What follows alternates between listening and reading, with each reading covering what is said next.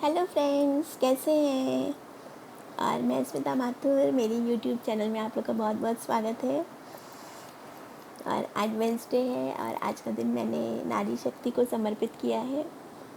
तो आज के दिन मैं समाज के विभिन्न वर्गों में जो भी महिलाएं हैं, लेडीज़ हैं, आसपास काम करने वाले लोग हैं, महिलाएं जो भी हैं, उनकी कहानियाँ और उनकी प्रॉब्लम्स लेके आती हूँ आप लोग के साथ में। और कई बार समस्याओं का समाधान भी आपको मेरी कहानियों में मिलेगा और उनमें आर्टिकल्स में। तो हम लोग एक कहानी डिस्कस कर रहे थे जिसका नाम था कविता। और इसमें ये कहानी थी, कविता हमारे घर में काम करती थी और शादी के पहले वो अच्छे घर की लड़की थी। उसके फादर हमारे डिपार्टमेंट में माली थे और वो उसी कॉलोनी में बड़ी हुई थी जहाँ हम लोग पहले रहते थे, अपने डिपार्टमेंट की कॉलोनी में। तो इसलिए मेरा उसके साथ एक बड़ा मधुर सा संबंध हो गया था कि डिपार्टमेंट की बच्ची है। और मेरे बेटे से 3-4 साल बड़ी थी।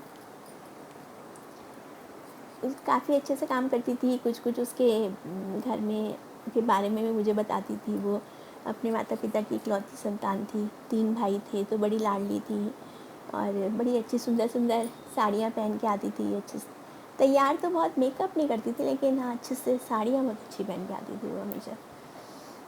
और काम भी अच्छा करती थी।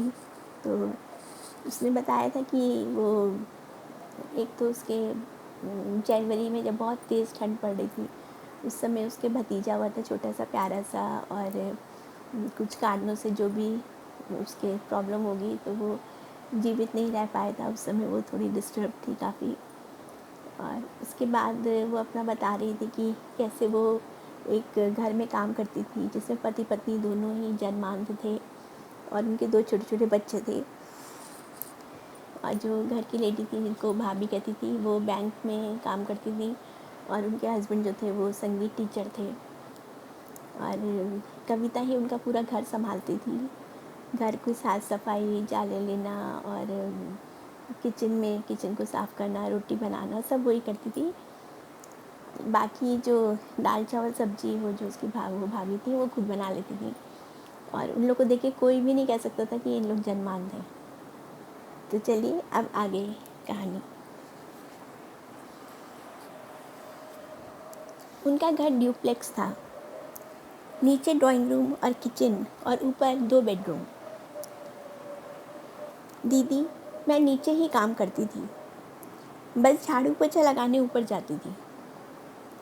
कल सुबह जब मैं रोटी के लिए आटा मान रही थी, भैया धीरे से किचन में आए और मेरे पीछे आकर खड़े हो गए। भाभी शायद ऊपर नहाने गई थी। वो इतने पास आ गए थे कि उनकी सांसों की गर्माहट मुझे अपने कंधों पर महसूस हो रही थी। फिर अचानक ही उनके मजबूत हाथों ने मुझे पलटाकर अपने सीने से जकड़ लिया था। अपने उभरे वक्षस्थल पर उनके हाथों का स्पर्श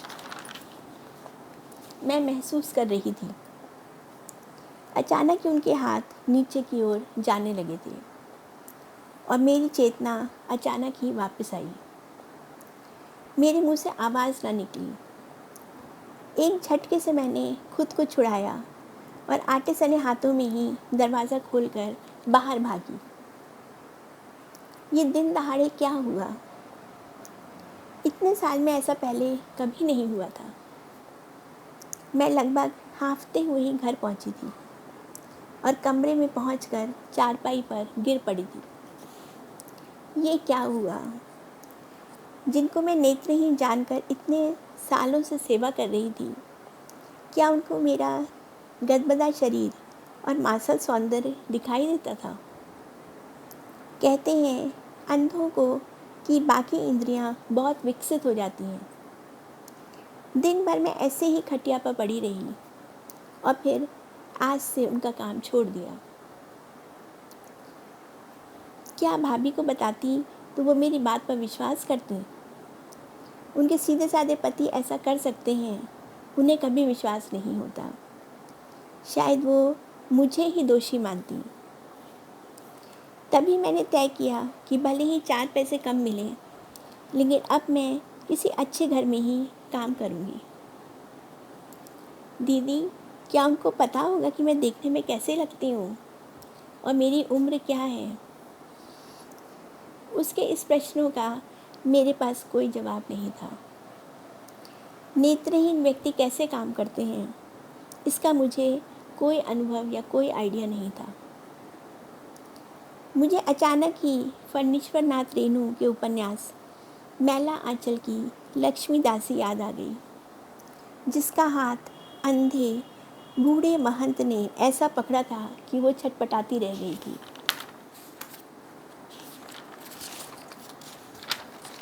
रेणु जी के ही शब्दों में, अंधा आदमी जब पकड़ता है तो मानो उसके हाथों में मगरमच्छ का बल आ जाता है। अंधे की पकड़ लाख जतन करो, मुट्ठी टस से मस नहीं होती। हाथ है या लोहार की सड़सी। ये पंक्तियाँ हैं मैला आंचल फणीश्वर नाथ रेणु की लिखी हुई।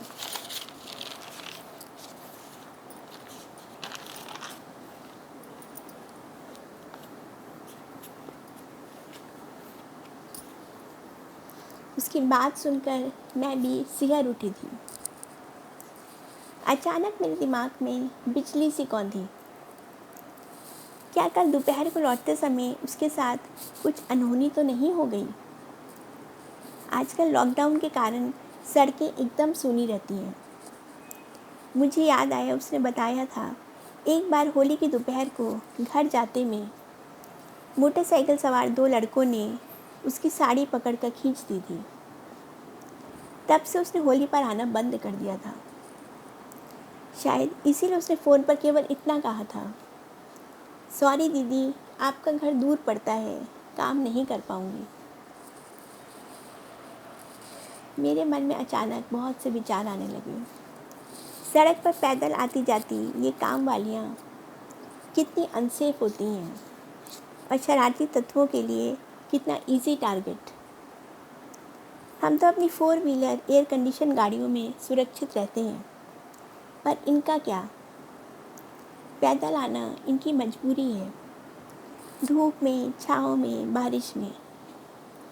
मेरा मन अचानक ही दया से भर आया। हम केवल अपनी परेशानी देखते हैं, उनकी नहीं। घर घर जाकर काम करना और तरह तरह के पुरुषों से साबका। सब पुरुष तो अच्छे नहीं होते, सब तरह के लोग रहते हैं। मेरा मन अचानक ही हल्का हो गया। सारा रोष जैसे दया के आंसुओं में बह गया था। मैं मोबाइल पर अपनी पुरानी मेट का नंबर ढूंढने लगी।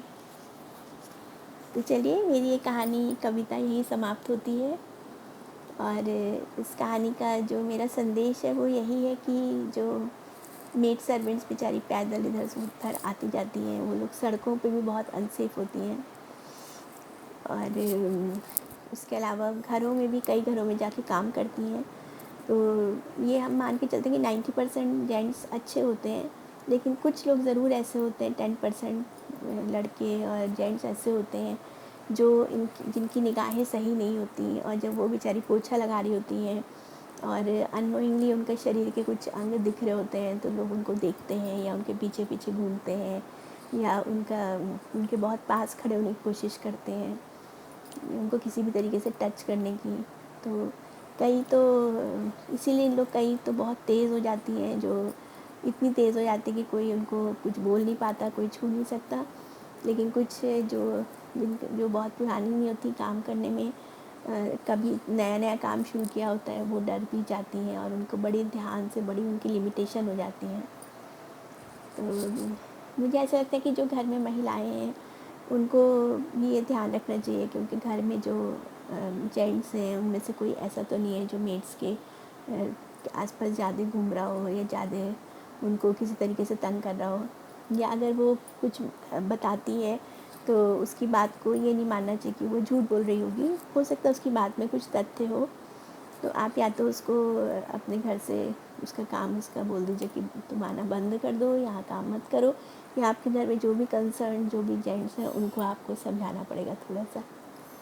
तो चलिए, ये क्या करें, डे टू डे की प्रॉब्लम्स हैं जो शायद हम महिलाओं को ही सॉल्व करनी पड़ेंगी। और अगर आपकी निगाह में भी इस समस्या का कोई समाधान हो तो प्लीज़ मुझे ज़रूर बताइएगा, मेरे साथ शेयर करिएगा। Okay bye, see you.